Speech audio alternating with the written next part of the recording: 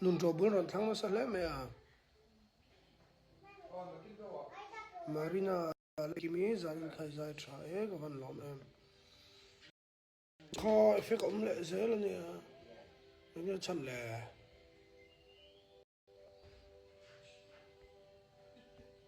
effect hi bo thei lo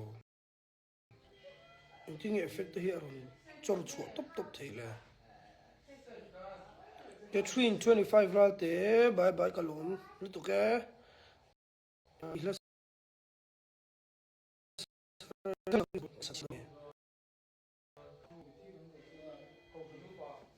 one more song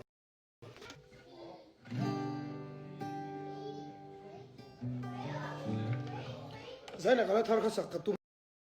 wa kalo la nei lo kan la in pe chuak lo wa in bcm veng lai lung le ka sat ta lo wa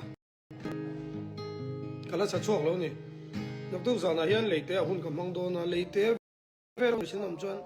lo in khom ro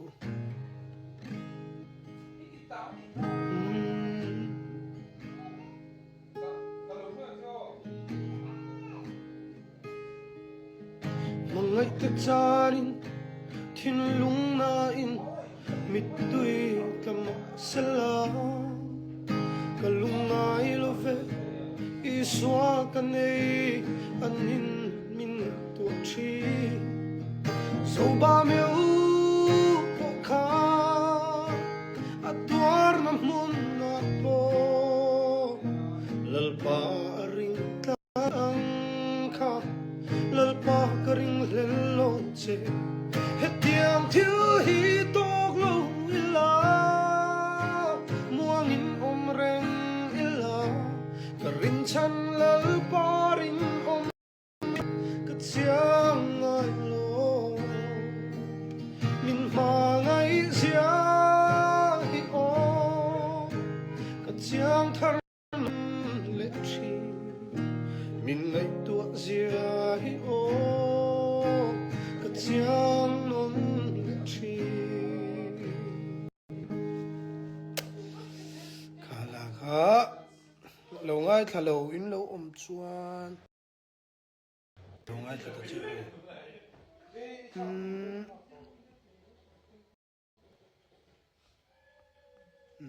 ko zo in ka sha iza hi chuan a voice a dik le thlap zel hi lom doro 128 part 2 netro ka chong hi ma khop mai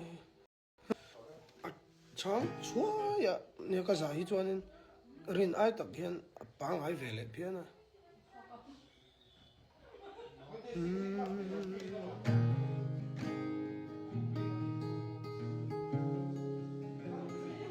sel wall of in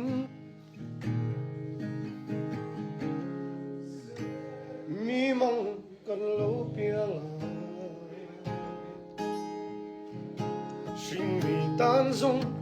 dam man na tam mange du zong la tam ti sa hian min ti bua ma se kalal pan min chingral le thi analin tiam tu na hla kha lo ngai tharu a o kanun hi shil fia na dang a om lo ko vel fin na in na chui chuak lo kama mo tin tu tin li suan ne na o ka eng kim hi lal I suava khai là cái JHP cái là thar tur này kha tun kar chawa shu tingan sak nge ngai don ni JHP kha zai la point no ma khu la kon thila le nga gospel ron sa chawa chu wang chu wa to pin in lo share nge ngai nia van hin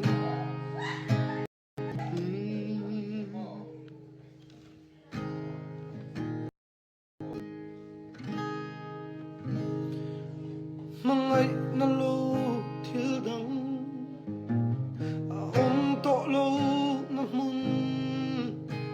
lom vang lim na ko pui moi chu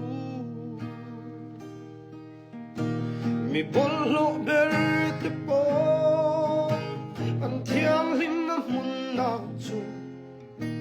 ke ang sual ngai dam hi i suan in lo lo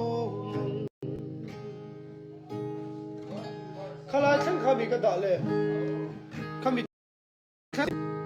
ni karil sa ka da kha van in khit ilai kha ka da ka da te lem